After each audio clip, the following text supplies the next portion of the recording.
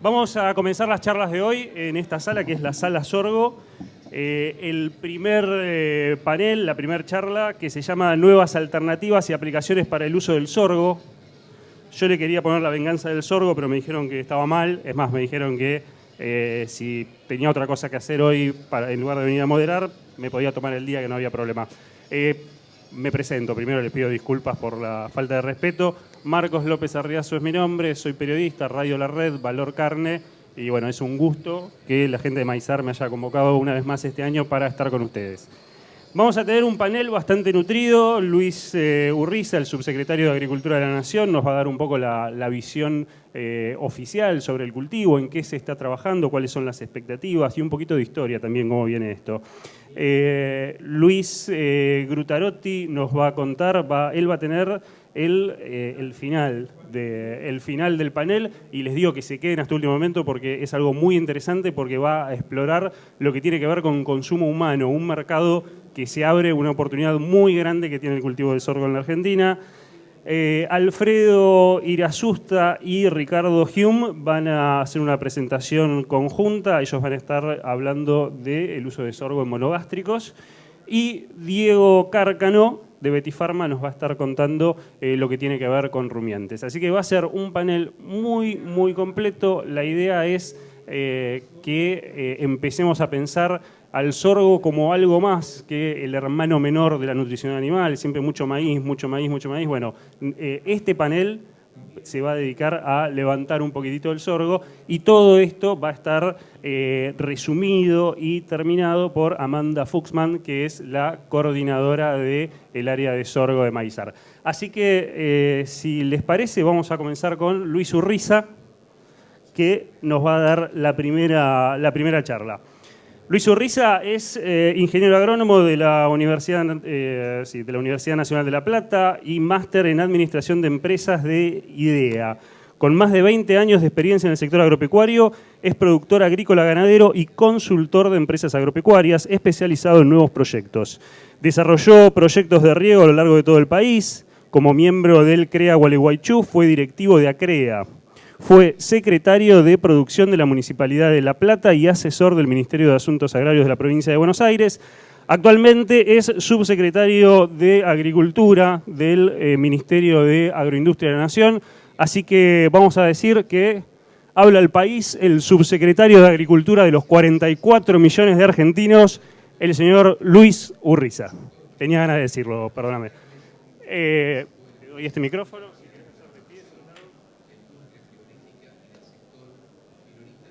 Buen día. ¿Me escuchan ahí? Hola. Hola, buen día. Bueno, gracias por la introducción. No, yo quería tomarme los 12 minutos un poco para compartir con ustedes cómo vemos desde el Ministerio de Agroindustria el papel del sorgo en la agricultura argentina y en la economía. Quisiera empezar primero por el desafío, agradecer a Maizar por la organización. He venido a estos eventos anteriormente en otro rol y siempre son interesantes. Y un poco compartir el desafío, empezando por la cadena. Una de las visiones que tenemos desde el Ministerio de Agroindustria es entender las problemáticas con una visión de cadena. Claramente Maizar es eso, y compartir los desafíos que ha tenido Maizar en estos últimos años, que cuando el Estado no lo entiende de esa manera, genera distorsiones institucionales que empiezan por el Estado y termina en el resto de las instituciones, y creo que Maizar lo ha sufrido estos últimos años. Esperemos que eso compartamos ahora con políticas más transparentes, más de mediano plazo, empezando desde el Estado, que eso haga que la institucionalidad mejore en toda la cadena. Realmente esto es un objetivo central, y en esa línea el panel de hoy, que esté el subsecretario de Agricultura por un lado y el resto de los participantes que están en la otra punta de la cadena, desde donde creemos que se tiene que empezar a entender una cadena, desde el consumidor, desde el final hacia atrás y no al revés. Me parece que es un gesto de ese entendimiento conjunto entre el Estado y las instituciones. Así que agradezco y estoy interesado por lo que poquito que me adelantaron de lo que van a contar de de los usos en el consumidor, en el consumo animal y humano hacia atrás. En ese lineamiento de que empieza desde el consumo, nosotros nos parece que el sorgo tiene un rol trascendente para el país, porque entendemos que tiene un rol importante en el consumo animal y también humano, pero en el consumo animal, con la historia que tiene el sorgo en el consumo animal, y sobre todo tiene un rol en la rotación agrícola que nos parece muy importante. Recién empezamos un poco tarde porque Ricky Celis tardó un poco más, me parece, de lo esperado en su exposición en el otro salón, y lo que básicamente nos planteaba es la importancia, entre otros temas, pero la importancia del sorgo y del maíz en la rotación, y en esto tenemos muy claro que las medidas que se tomaron hasta ahora van en esa línea. Esperemos que la producción responda de esa manera y entendemos que va a pasar. Hoy ya se está sembrando más trigo y entendemos que se va a sembrar más maíz y más sorgo. Y en particular en el sorgo, como todos sabemos, recuperar ese error del sorgo como clave en las rotaciones y en zonas más marginales. Entonces, no solo, creo que todos los que estamos acá debemos compartir eso, que no es solo un término cuantitativos el aporte del sorgo, que de hecho comparado con el maíz es el 10%, por decir algo, que en volumen para el país no es tan importante. Esperemos que vaya creciendo y lo sea cada vez más, pero sobre todo en estos términos cualitativos en las economías del interior del país y para el impacto que tiene el sorgo para los suelos de ambientes frágiles. Y en eso estamos muy convencidos. Creemos que las medidas que se tomaron hasta ahora van en esa línea y tenemos varios programas que tienen que ver con el desarrollo del sorgo en estas zonas, que deberían terminar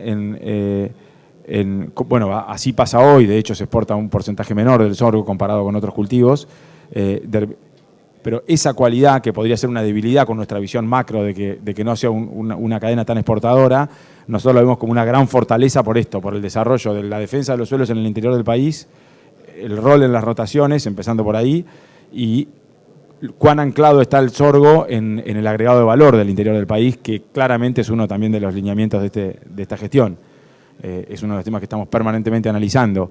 Y entonces, el solo hecho de que el sorgo crezca cuantitativamente en superficie, que esperamos que pase desde las 800.000 hectáreas de los últimos años, que supere el 1.000.000 y de ahí crezca, es un buen indicador en sí mismo, porque seguramente va a ir de la mano de esa siembra en lugares más frágiles, y es un buen, a pesar de que hay veces no es suficiente en un indicador cuantitativo, en este caso estamos bastante convencidos de que no es suficiente, pero es muy importante. O sea, 1 hectárea más de sorgo en el interior del país nos interesa por estas cosas que le dije recién, nos interesa por su rol en la rotación, por la calidad del rastrojo, que ahora quiero hablar un poquito más, y por la integración en las cadenas regionales. O sea, más sorgo es más valor agregado en origen, así es. Así es lo que viene pasando y nos parece que eso es un objetivo en sí mismo. Para cerrar un poquito más en lo más técnico, que desde agricultura nos divierte un poco más, no sé cómo lo verán ustedes, pero esto que les decía de la calidad del rastrojo del sorgo por su posibilidad de estar en ambientes más marginales, donde posiblemente sea uno de los cultivos que mejor compite en rendimiento en esos ambientes, hace que nos generemos más materia orgánica, que es uno de generar materia orgánica en todo el país es uno de los lineamientos de esta gestión. Para cerrar, les cuento que tenemos varios programas en esta línea, que una de las metas que tenemos en nuestra subsecretaría para nosotros mismos y que elevamos hacia arriba, hacia el Ministerio, hacia la Presidencia, un indicador es materia orgánica en suelos. Para eso estamos trabajando con el INTA en un observatorio, pero lo tenemos como un indicador. Tan importante para nosotros que lo tenemos como un indicador, y el sorgo es muy importante en eso, insisto, sobre todo en estos ambientes más marginales. Y otra línea, eso hacia el interior del país. Hacia afuera estamos trabajando en algunas líneas también relacionadas al incremento de materia orgánica, a la captura de carbono de la atmósfera en los suelos, con algunas líneas de trabajo. Una que les cuento que nos parece interesante es un programa del Ministerio de Agricultura de Francia, que se llama 4x1000, que se pone como meta incrementar el carbono en los suelos en Francia, y nosotros estamos empezando a trabajar en la posibilidad de sumarnos a esa iniciativa que ya está siendo global, de ponernos como meta de incrementar 0,4%, o sea 4 por 1000 por año, por año el promedio del carbono en los suelos, de la materia orgánica en los suelos. Así que eso también es un indicador sencillo que nos parece muy fácil de comunicar y que está muy alineado, por eso queremos entrar en eso, está muy alineado con las políticas, como le dije recién, desde la siembra, desde la agricultura hacia el valor agregado, y también con una problemática global que es la del dióxido de carbono. Así que en todos esos temas, desde la rotación, el impacto del valor agregado en el interior y el impacto que tiene de última también en el sorgo, en la captura de dióxido de carbono, que es un problema nuestro, de nuestros suelos, y un problema global, por todas esas cosas nos parece que es muy importante el sorgo y toda su cadena.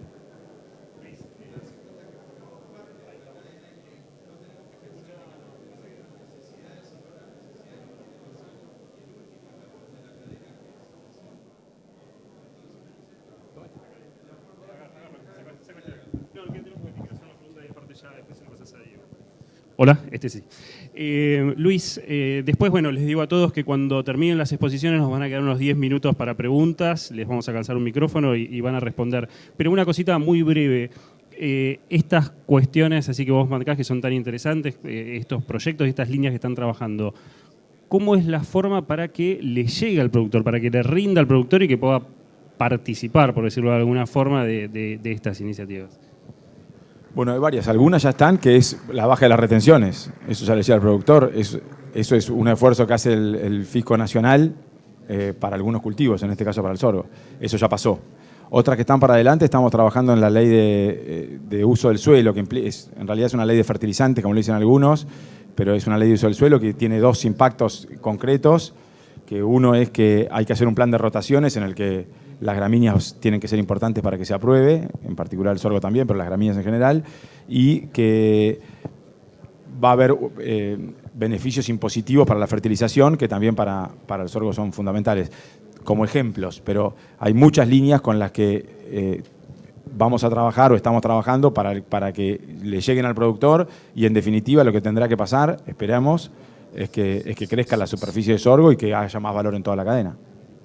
Gracias, muchísimas gracias. Luis Urriza, el subsecretario de Agricultura de la Nación.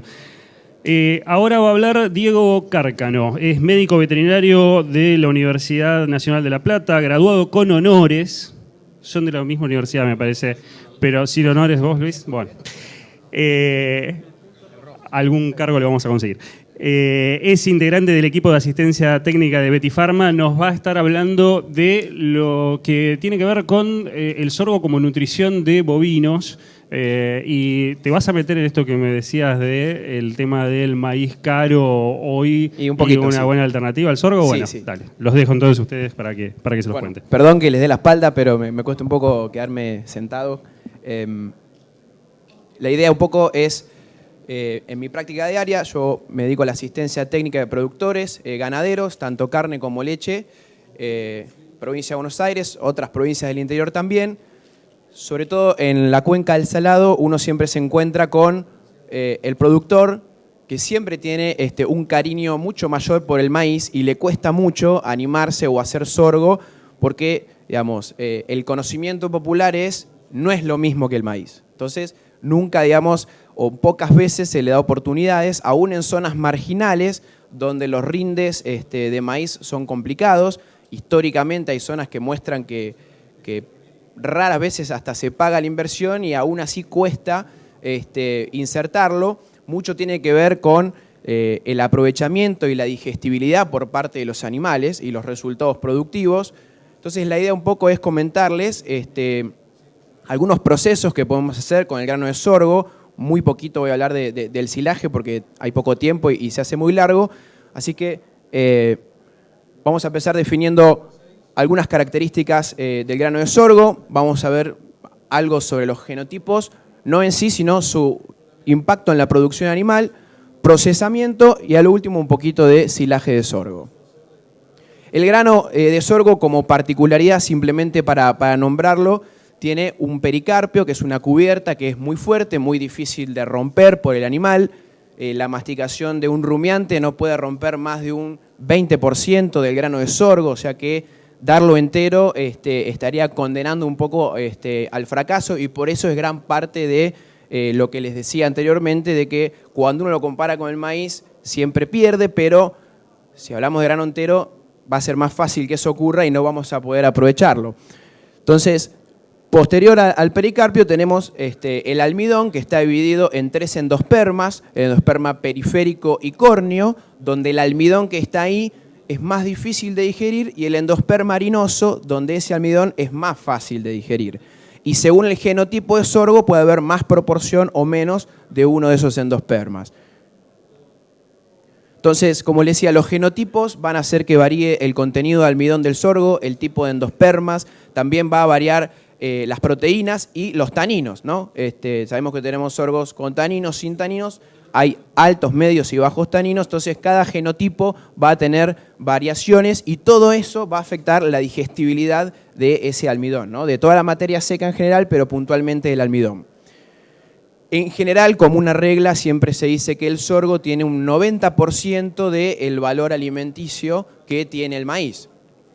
Eso es como una regla general y bueno, en base a eso a veces se compara el precio, bueno, cuánto está el maíz, cuánto está el sorgo, y vemos si poniéndole encima costos de procesamiento, molienda o humectado, si nos conviene o no usar el sorgo.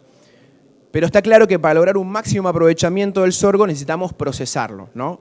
No estaríamos hablando en ninguno de los trabajos que voy a mostrar ahora de grano entero, ¿no? Sino el sorgo con algún grado de procesamiento. La digestión ruminal, que es donde se produce la mayor parte de la digestión en los rumiantes, va a estar afectada por el genotipo. Ahora vamos a ver algo breve de altos, medios y bajos taninos. Las condiciones climáticas de la planta durante el crecimiento también, la relación de amilosa y amilopectina, o sea, esos son los dos, el almidón está formado por moléculas de amilosa y amilopectina. Normalmente la amilosa está alrededor de un 30% y la amilopectina en un 70%. Cuanto más amilosa, más difícil de digerir es ese almidón, ¿no? Tarda más en ser disponible. Hay variedades de sorgo, por ejemplo las variedades de tipo ceroso o waxy en inglés, que tienen muy poquita amilosa, prácticamente cero, y mucha más amilopectina, por lo que serían más fáciles de digerir. Entonces vemos que hay una interacción muy importante entre los genotipos y las características de los mismos con la digestión ruminal. Y por último, la interacción que tiene el almidón con esa matriz proteica que rodea las partículas de almidón. Acá en este cuadro lo que les muestro son niveles bajos, medios y altos de tanino, diferentes genotipos, y me interesa básicamente que veamos que, bueno, en almidón prácticamente no hay variación en el contenido de almidón de estas tres variedades diferentes, pero los taninos hacen más difícil la digestión ruminal. Acá, digestibilidad in vitro de la materia seca, vemos como de 84 bajamos a 75 y bajamos a 52%. O sea, es evidente que los taninos afectan la digestión total de la materia seca, pero ahora más adelante vamos a ver cómo podemos contrarrestar un poquito esa característica en los sorgos de altos taninos. Bueno, como métodos más simples de procesado, en el grano de sorgo tenemos el rolado o aplastado o quebrado con un molino a martillos. En sí lo que uno busca es achicar el tamaño de partícula y exponer la superficie, la parte interna, digamos, del grano a la actividad microbiana y enzimática que ocurre en el rumen de las vacas, ¿no? Para, digamos, concluir en esto que les decía de el grano entero versus el grano molido, acá hay diferentes trabajos desde la década del 70, este más nuevo de un autor que trabaja con nosotros, Germán Pieroni, y vemos tiempo de incubación en rumen, el grano entero, la degradación ruminal es muy baja, como pueden ver en grano entero, y moliéndolo aumenta significativamente, ¿no? Entonces, prácticamente no hay discusión de que el grano de sorgo lo tenemos que procesar para que el rumen lo pueda digerir y haya un aprovechamiento verdadero. Le digo que es importante acá, estos son trabajos de Estados Unidos, de la década del 80, como ven son trabajos viejos porque esto se viene trabajando hace mucho y sobre todo Estados Unidos, que con su industria de carne y de feedlot trabaja mucho estos temas. Acá compararon diferentes tratamientos del grano de sorgo. En este cuadro de arriba tenemos un rolado grueso y un rolado fino. Lo importante que quería que vean era que la eficiencia de conversión, o sea, cuántos kilos de alimento come ese animal para ganar 1 kilo de peso vivo, comparando un rolado grueso con un rolado fino, hay una mejora del 7% en lo que sería un rolado fino. Ahora también, muchas veces, bueno, lo hago harina, entonces lo hago talco, lo hago polvo, lo agarro con un molino y lo hago lo más finito que puedo.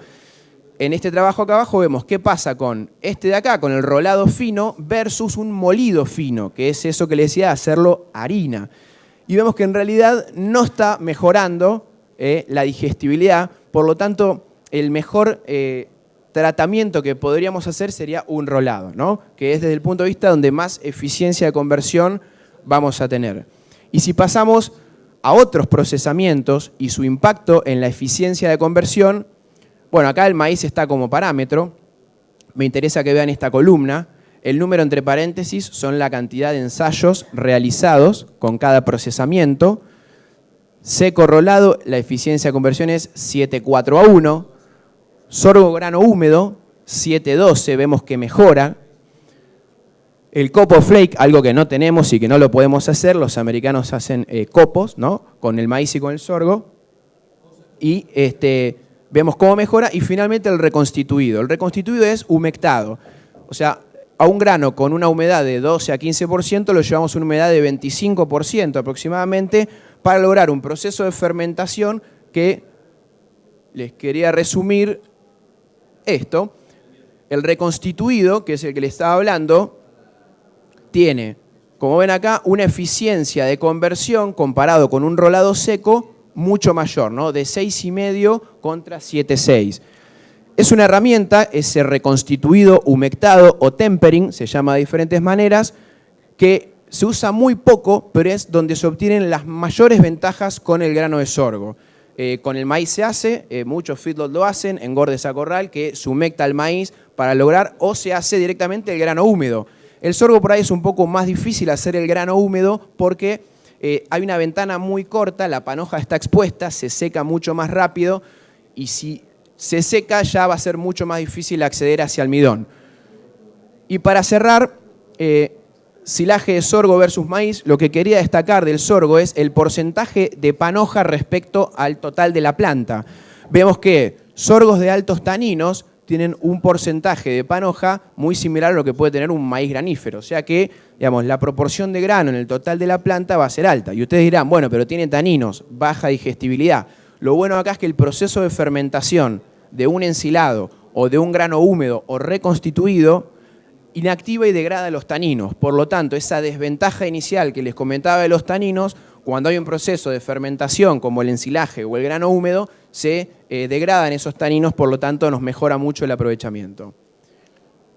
Esto es un resumen de lo que dije y lo último que quería mostrarles, fíjense la cotización de esta semana del maíz y del sorgo, tenemos una brecha de 900 pesos en la tonelada, entonces eso se los quería dejar como reflexión para el final, para que tengamos en cuenta que aún con el costo del procesamiento de ese grano de sorgo, todavía tenemos una buena campo de acción para poder aprovecharlo tanto en ganadería de carne como en lechería. Muchas gracias.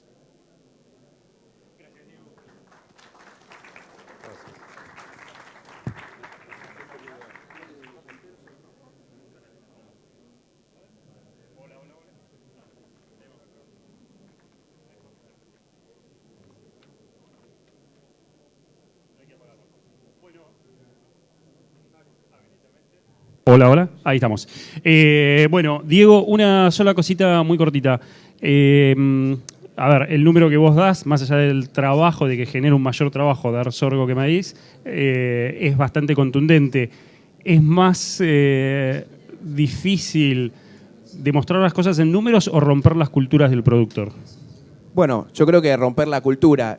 Lo que decís del mayor trabajo de tener que hacer un procesado, hoy un poco no es que hay que hacerlo solamente con el sorgo, ¿no? Con un maíz a la cotización que veíamos, sin retenciones y al tipo de cambio actual, realmente dar un maíz entero hoy también es un poco un crimen, ¿no? Con un maíz subsidiado, entre comillas, como tuvimos durante tantos años, Bueno, da maíz entero, total. La pérdida que tenemos de digestión es compensada porque es muy barato. Hoy, sin ese subsidio, entre comillas, realmente hay que procesarlo también el maíz. Por lo tanto, el trabajo hay que hacerlo con ambos granos y ahí es donde aparece la oportunidad con el sorgo. Muchísimas gracias. Y me encantó el aplauso. Por favor, aplaudan a todos cuando terminan porque está muy, muy bien eso. Ahora vamos a escuchar a Alfredo Irasusta y a Ricardo Hume. ¿Quién empieza, Ricardo o Alfredo? Alfredo.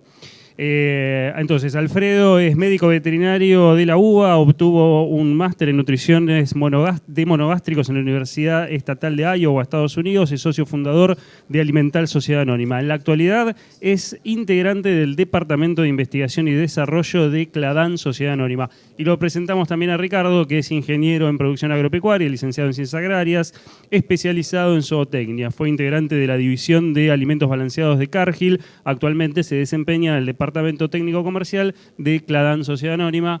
Y, muchachos, el escenario es todo suyo. Bueno. Van a tener un poquito más de tiempo, tranquilo. Sí, no sé si se escucha. Sí. Bueno, sí, por suerte nos dieron un poco más de tiempo, porque somos dos.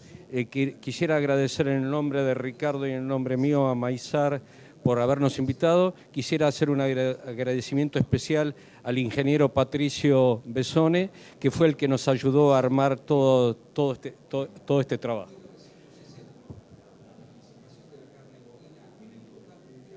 Bueno, Argentina es uno de los 3 países exportadores de sorgo granífero en el mundo más importante, juntamente con Australia y con los Estados Unidos. A diferencia de los otros países, Argentina es el único que produce de los 3 sorgos de alto tanino. Yo quisiera leerles, lo demás lo pueden ver ahí. Yo empecé a trabajar en forma personal con el sorgo a fines de los años 70, entonces todo esto me trae como reminiscencias, hay un componente de reminiscencias, esta invitación. En esos días, en los años 80, Argentina sembraba 2.500.000 hectáreas de sorgo y tenía aproximadamente una producción de 7 millones de toneladas. Yo trabajaba en Chacabuco, donde era la fiesta nacional del maíz, y sin embargo teníamos sorgo en la zona y lo utilizábamos mucho. Estados Unidos siembra alrededor de 4 millones de hectáreas, la mayor... El micrófono sin moverlo tanto y bien más cerca de la boca. Bueno, perfecto. Estados Unidos siembra 4 millones de hectáreas, la mayor parte en Kansas y en Texas.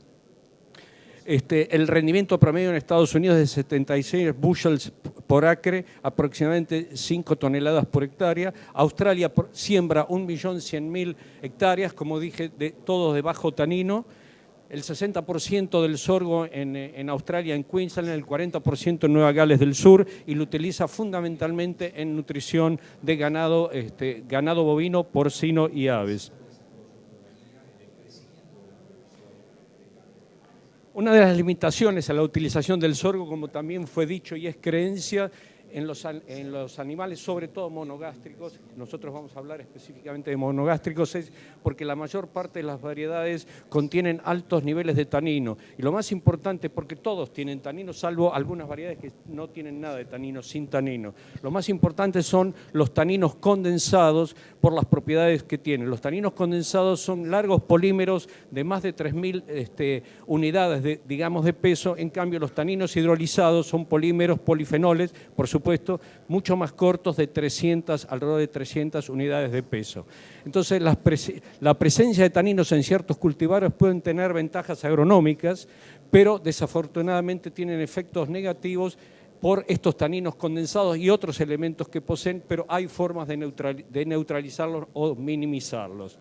Los compuestos tánicos están obviamente asociados a la resistencia, digamos, a la depredación por los pájaros y demás, y también otro tipo de efectos. Pero nutricionalmente, y especialmente para monogástricos y también para humanos, los contenidos de tanino y sobre todo de taninos condensados tienen efectos negativos.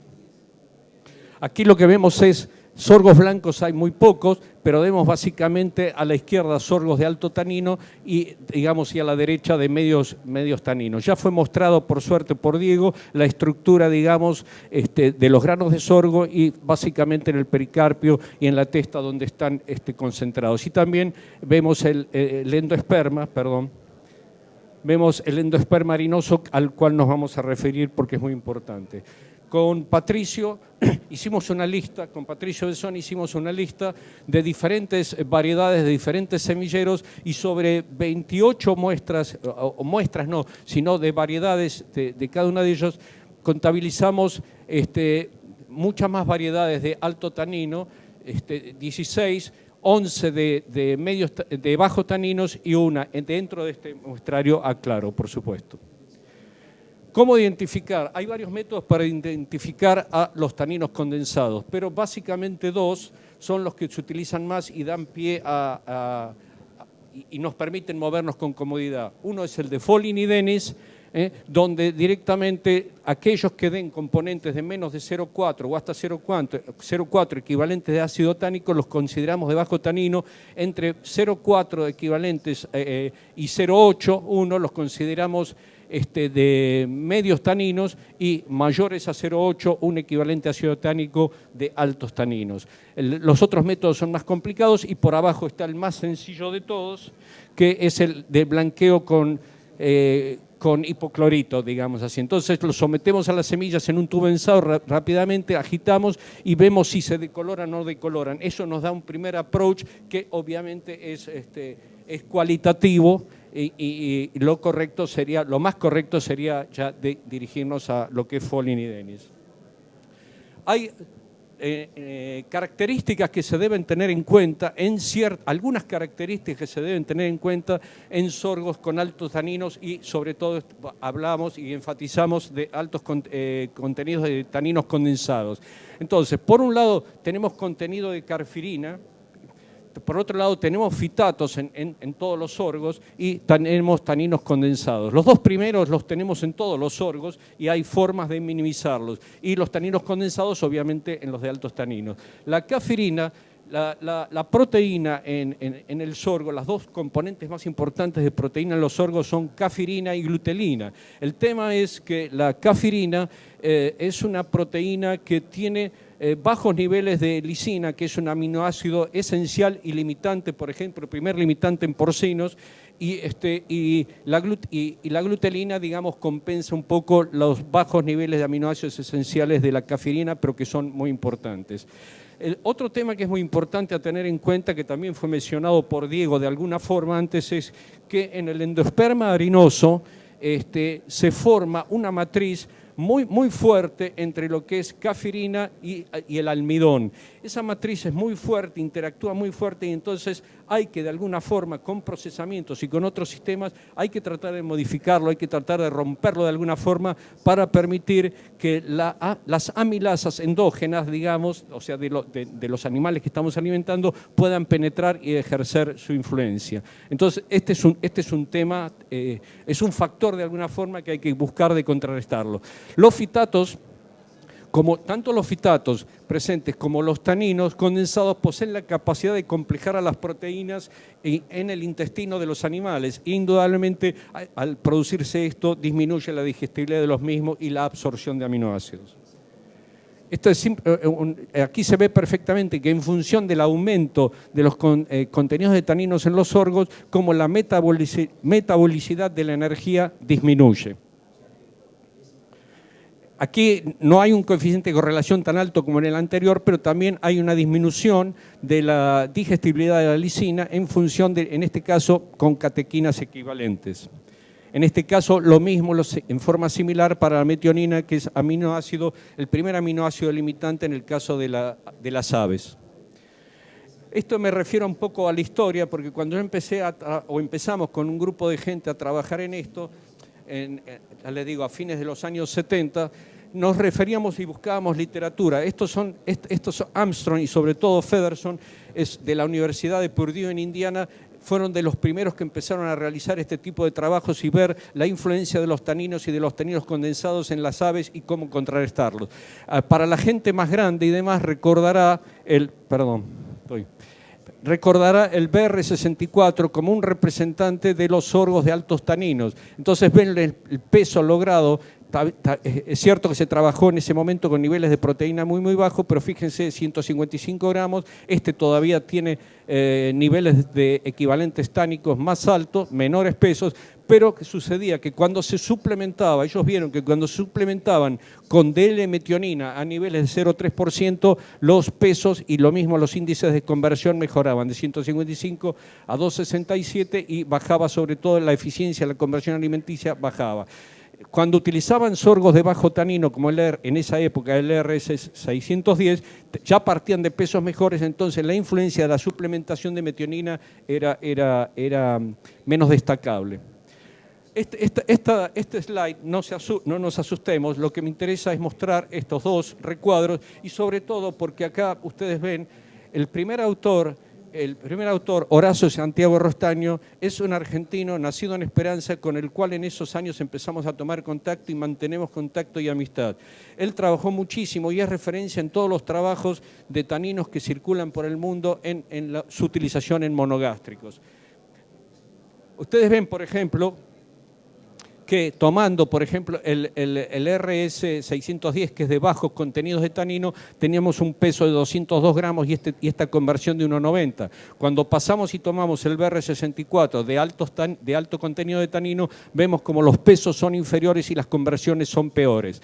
Esto se fue probando y empezamos nosotros a la distancia a basarnos en estos datos para utilizar y caracterizar sorgos y utilizarlos cada vez en mayor medida.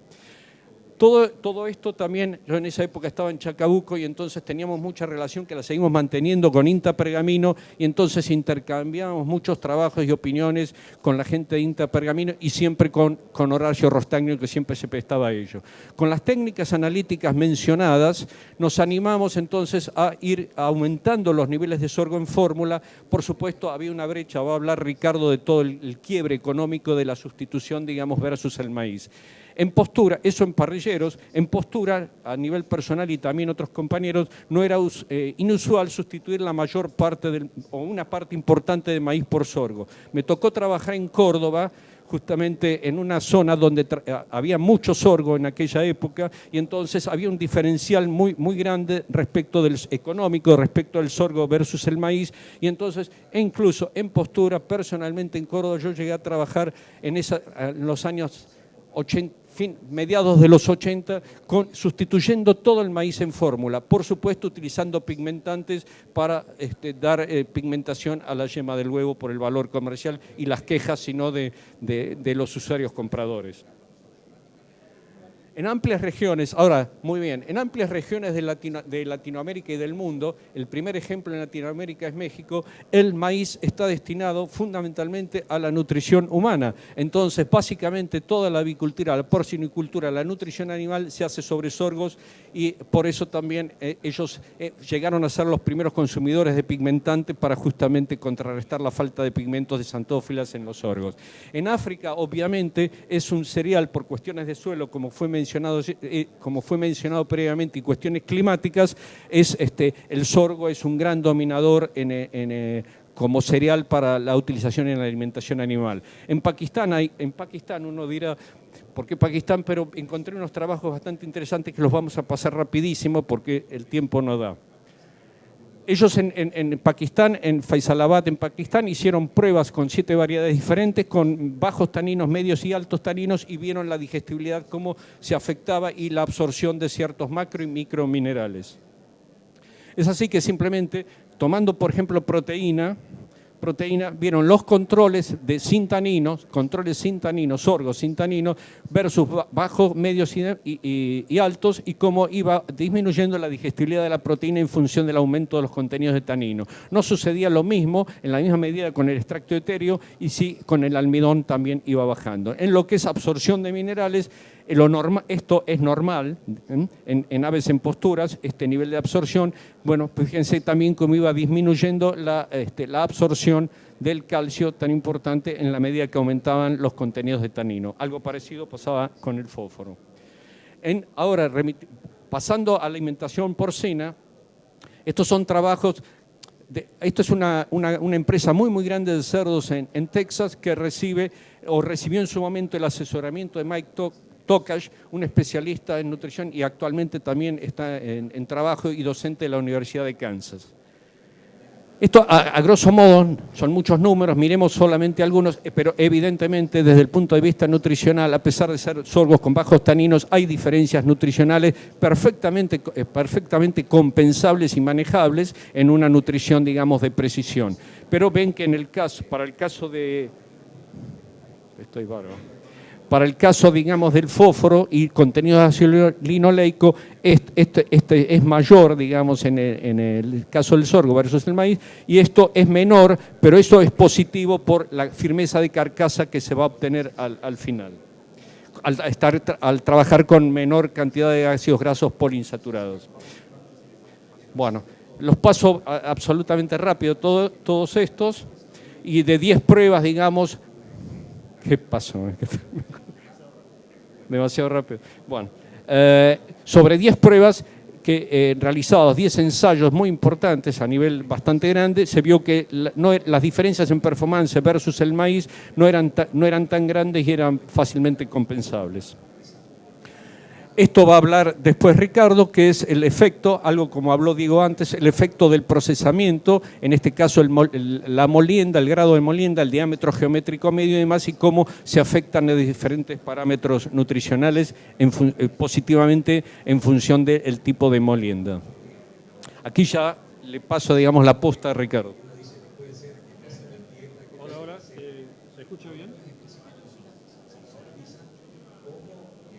Hola, hola. ¿Ahora sí? Ok. ¿Cuál es el puntero? Ok, bueno. Alfredo comentó las virtudes y algunas de las limitaciones del sorgo para entrar en las raciones de monogástricos. A mí me toca ponerle números. Una de las limitaciones que mostraba Alfredo era la limitación en energía y la menor digestibilidad de algunas de las otras fracciones como los almidones. Para aquellos que no hayan estado expuestos a lo que es formulación de raciones, para formular un alimento balanceado o una ración necesitamos conocer los requerimientos del animal, conocer la composición química de las materias primas o ingredientes que tenemos para formular, y alguna herramienta matemática que nos permita resolver cuál es la combinación de ingredientes que cumple con los requisitos nutricionales del animal. Normalmente lo que en matemáticas es un algoritmo todos los datos se vuelcan en una matriz de programación lineal y en un algoritmo matemático que va haciendo iteraciones sucesivas, el algoritmo de simplex, llega a una solución. Hay tres posibilidades: o que no haya una solución en la combinación de materias primas para cumplir los requisitos, o que haya una sola solución, o que haya múltiples soluciones, que es la mayor cantidad de veces lo que sucede. De todas esas combinaciones posibles queremos elegir una, y que es la mezcla de mínimo costo. Esto es lo que nos provee el algoritmo de simplex para sucesivas iteraciones. Volcamos la información nutricional y entonces definimos. En primer lugar, estas son las especificaciones o los requerimientos nutricionales de un pollo parrillero en una etapa intermedia de su crecimiento. Pedimos un requisito de energía, proteína, calcio, fósforo, etcétera, etcétera, y vemos que uno de los requisitos, en el caso de los parrilleros, es un nivel de pigmentación que va a la piel, o en el caso de si fueran ponedoras, la pigmentación de la yema. Esto obviamente en la parte de cerdos no tiene la misma importancia.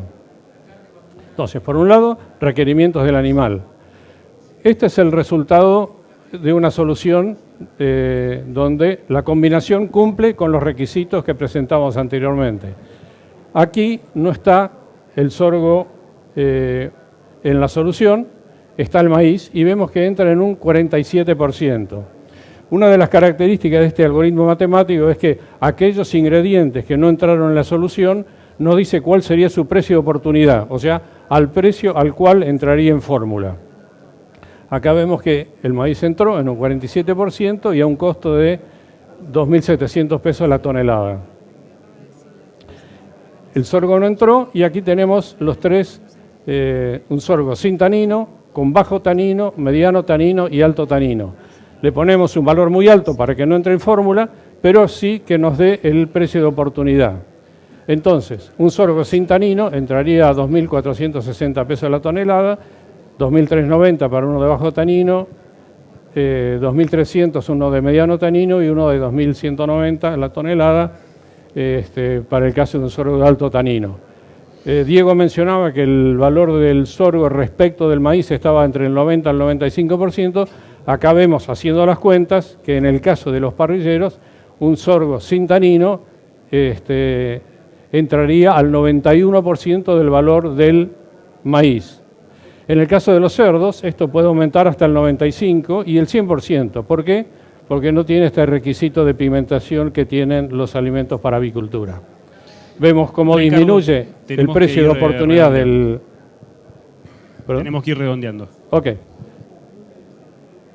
Fue maratónico. Y aquí tenemos un análisis de sensibilidad. O sea, esta es otra de las características del algoritmo matemático que nos dice, no entra, pero ¿a qué precio entraría? Empezaría a 2.700 el maíz, empezaría a entrar a 2.453, en poquita cantidad. En más cantidad, acá en un 29%, a este valor, podría llegar a un 40% a este valor, 2.360. Esto no tiene un valor realmente comercial, realmente nos está indicando cuál es la sensibilidad al uso del maíz. ¿Podría llegar a reemplazarlo totalmente? Sí, a un valor que comercialmente no tiene mucho sentido, pero vemos que desde el punto de vista nutricional es factible. Después dependerá del precio. El anterior era un sorgo sin tanino, este es un sorgo con bajo tanino, mediano tanino y alto tanino, que está indicado ahí, ¿no? Un sorgo de alto tanino. Y vemos que un sorgo de alto tanino, primero, entra, su precio de oportunidad es mucho menor que el de sin tanino y nunca llega a reemplazar el total del maíz. Fundamental, conseguir sorgo de bajo tanino. Creo que es la última. Como mencionaba Alfredo, hay algunas herramientas que uno puede utilizar para mejorar la calidad nutricional del sorgo y es la inclusión de algunas enzimas. Por ejemplo, algunas silanasas, fitasas, para aprovechar el fósforo fítico que está en todos los cereales. Alguna proteasa para romper esa matriz proteica que encapsula los granos de almidón y algunas combinaciones de estas fitasas con los cuales aumenta notoriamente la digestibilidad de la fracción de almidón. Conclusiones: conocer y analizar las variedades de sorgo, pero básicamente hay que salir del tanino. Cuando hablamos de sorgo en México es sorgo todo amarillo, cuando hablamos en Estados Unidos es sorgo todo amarillo. Conocer el potencial genético de las aves y cerdos. El tema de la molienda es un factor importante también porque ustedes saben que hay fábricas de alimentos balanceados que primero muelen, después pesan y después sigue la elaboración. Y otras que pesan primero y muelen después. Las fábricas que muelen primero es fácil utilizar zarandas, como lo llaman, de diámetro pequeño, tiene que ser de 2 milímetros o menos, para poder moler bien y que el sorgo no pase entero. En las fábricas que pesan primero y muelen después, esto se dificulta más porque normalmente se muele con mallas de un diámetro mayor. Esto es un tema a considerar. Disponer de aceites y grasas para conocer ponedoras. la pigmentación de la yema. Bueno, el reemplazo de maíz es técnicamente manejable y es obvio que dependerá el sorgo de su costo y del contenido de taninos, que ya digo, debería reducirse a 0. Perfecto, Ricardo. Eso fue la maratón de la presentación. Muchísimas gracias y gracias por el apuro. Aplauso a Ricardo, Alfredo y también a Patricio, que está sentado. Patricio, sos vos, ¿no? Que colabora en la presentación. Bueno, rapidito lo presentamos a Luis Grutarotti, es licenciado en comercialización, fue gerente de marketing y ventas en laboratorios farmacéuticos multinacionales, es cofundador de la Cámara Argentina de Productos de Alimentos de Gluten y Afines, es consultor en Mercado Libre de Gluten y actualmente es director de Celian Co. Nos va a hablar, obviamente, del tema del consumo de sorgo en humanos. Así es. Buenos días a todos. Muchas gracias, Amanda. Muchas gracias, Maizar. Muchas gracias a ustedes por seguir ahí. Si pudiera hacer un pacto con ustedes, les diría que lo mío va a ser una presentación con otro perfil, con el perfil humano, no porque los anteriores no sean humanos, sino porque son mucho más técnicos. Y el pacto que quiero hacer es que si tienen una duda técnica, le pregunten a ellos. Yo me dedico más, o les quiero mostrar un mundo nuevo, un mundo más comercial y algunos usos que creo que, o me gustaría, que los entusiasme a ver de qué se trata otro aspecto de lo que podemos ver al sorgo, con otra cara.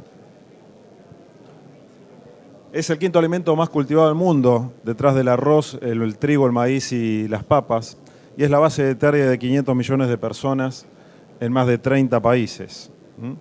Es el alimento básico histórico, es un alimento antiguo y es un gran sustituto para los granos tradicionales. En consumo humano contamos con estas propiedades, sin entrar en demasiados detalles, pero aporta el 75% del requerimiento diario de carbohidratos, tiene 11 nutrientes, 9 micronutrientes, fundamentales en la nutrición, sobre todo infantil, destacándose el componente de hierro y zinc. Es muy rico en vitaminas del complejo B, también contiene calcio, cobre, manganeso, fósforo y potasio, y es muy rico en antioxidantes y fuente de fitoquímicos. Las áreas de uso potencial que tenemos en el sorgo en uso humano es en alimentos, el biofarmacéutico, el nutracéutico y el cosmético. No solamente para comer estamos reunidos acá, supongo que por negocios, pero vamos a descubrir que hay otras áreas nuevas. En alimentación, y es algo en lo que me especializo, es básicamente libre de gluten, también gracias al maíz, gracias a que se siembra cerca de y próximo al maíz. Pobre, la avena no tiene esa suerte acá en Argentina. Tiene un bajo perfil glicídico, la fibra insoluble es especial para diabéticos y uno de los preventivos de distintos tipos de cáncer, entre ellos el cáncer de colon y próstata. Tiene una alta digestibilidad y también produce una saciedad y reduce el hambre. Por eso, como tema anecdótico, se está usando esas 500 millones de personas, generalmente lo usamos para alimentar a gente que no tiene recursos o que está con problemas de nutrición o desnutrición. Tiene una buena biodisponibilidad, es similar al contenido de proteína que tiene el trigo, es una excelente fuente de energía y, como decía antes, especial para la nutrición y desarrollo infantil.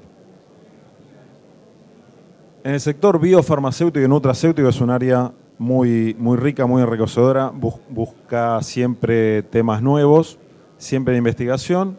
Como les comentaba recién, es curioso el tema de la protección y prevención del tema del cáncer, sobre todo próstata y colon. Reducción del colesterol, creo que si hiciéramos acá una estadística para levantar la mano, quienes tienen problemas seríamos unos cuantos. Como anticoagulante, como antioxidante, en obesidad y en diabetes.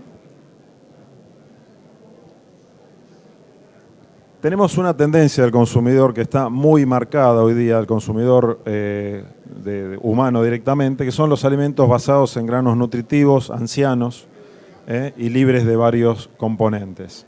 El mercado gluten free o libre de gluten, ahora vamos a ver algunos números, muchos beneficios nutritivos y para la salud. Hoy el consumidor, como nos toca a nosotros, como nos indica el médico, tenemos y buscamos productos saludables. Y el sorgo vamos a descubrir que es uno de ellos. Y podemos potenciarlo. Es un producto, no había hablado con el viceministro, pero es un producto que es amigable con el medio ambiente por distintas razones. Las procedencias regionales, eso también se busca, la protección y prevención del cáncer, antioxidante, obesidad y diabetes. Saben que la obesidad también es un tema, es una epidemia mundial, una de las que más evidencia va a tener en los próximos años, y la diabetes también crece de la mano de la obesidad. Algunas ideas de lo que se está haciendo o de lo que se puede hacer con el alimento en uso humano. Esto es alimento puro. Alimentos premezcla de distintos tipos, panificación, pastas, cereales para el desayuno, sopas, el mercado de chacinados y embutidos, que es muy grande también, bebidas, ingredientes funcionales espesantes y popeados, expandidos y extrudados. Cuando hablamos de esto, hablamos también de un valor agregado muy elevado, o sea, de productos que se pueden hacer con valor agregado muy elevado y para vender no como un commodity, sino con una elaboración que deja un rinde muy importante.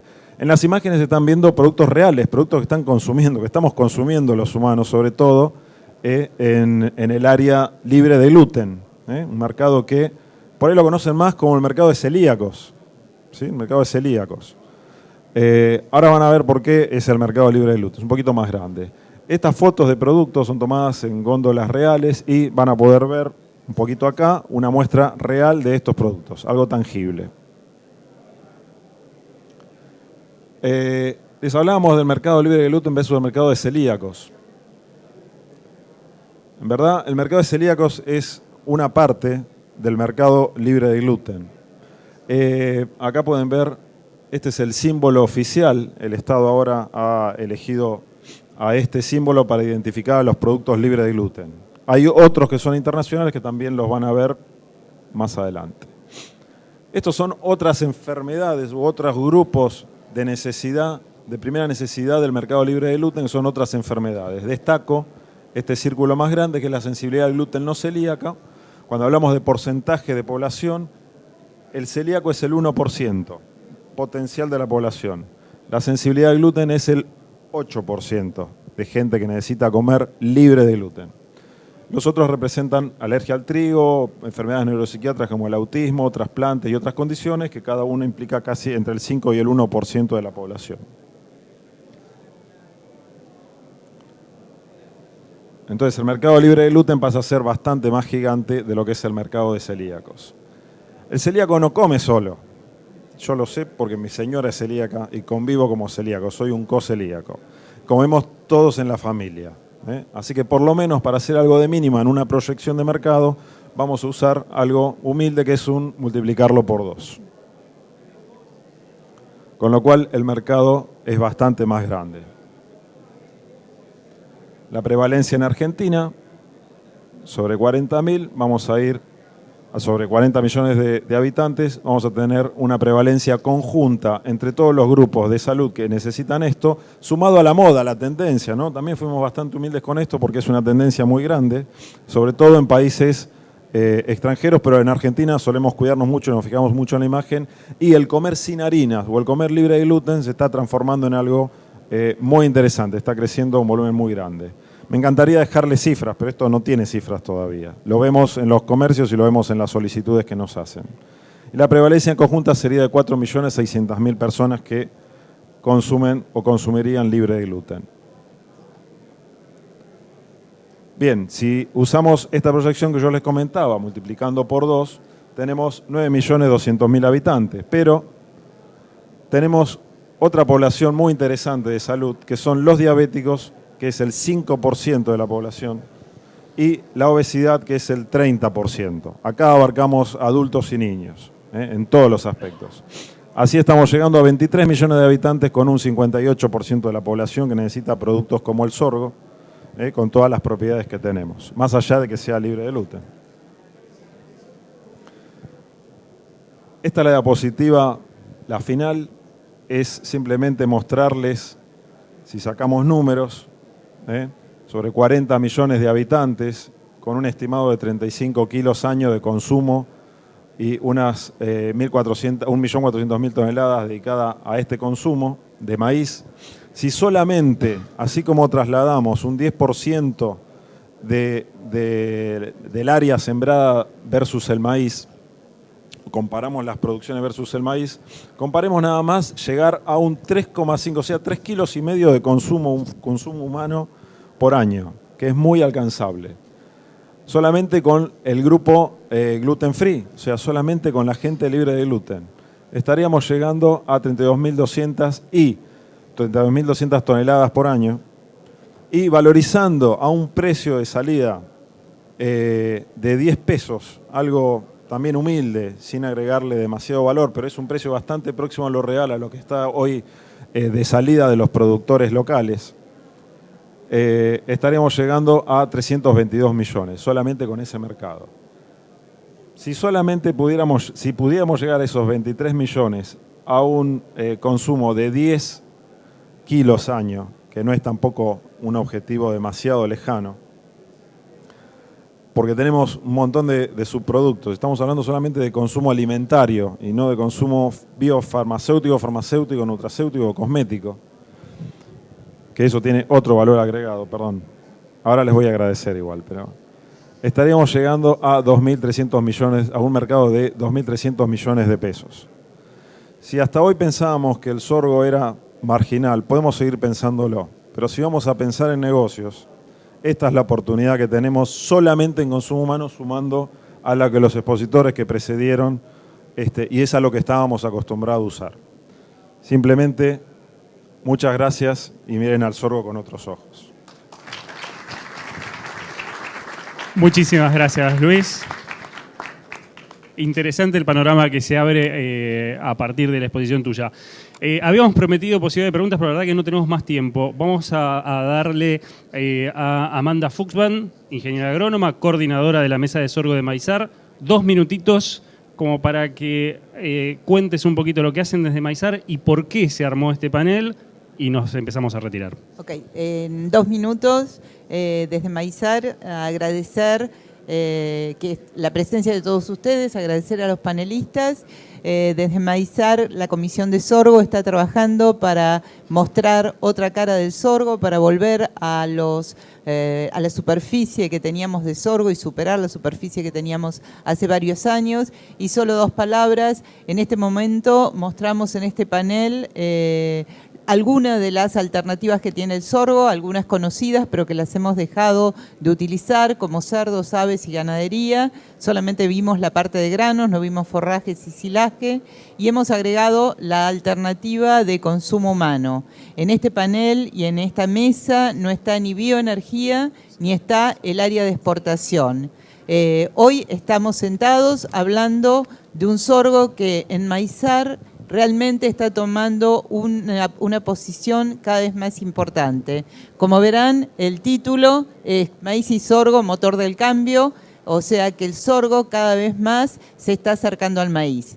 Sabemos que maíz tiene una superficie y un volumen de producción muy importante, pero depende de todos nosotros, de los productores de sorgo, del interés que haya, y vemos que lo hay desde el gobierno, de que el sorgo vuelva a tener su papel y su fortaleza, para que realmente podamos volver a tener un cultivo que es un negocio, que es un cultivo que se hace en zonas marginales, y como siempre digo en todas las charlas, que se haga en zonas marginales no quiere decir que se haga de cualquier manera. El manejo de sorgo tiene que hacerse como cultivo realmente de relevancia, porque el cultivo de sorgo nos puede dar muchas posibilidades de rendimiento y muchas alternativas de uso. Les agradezco y espero encontrarlos pronto en otras reuniones de sorgo. Muchísimas gracias. Un aplauso muy grande para Luis Urriza, para Luis Gruto Orotti, para Ricardo Jum, para Alfredo Irusta, para Diego Cárcamo y para Amanda.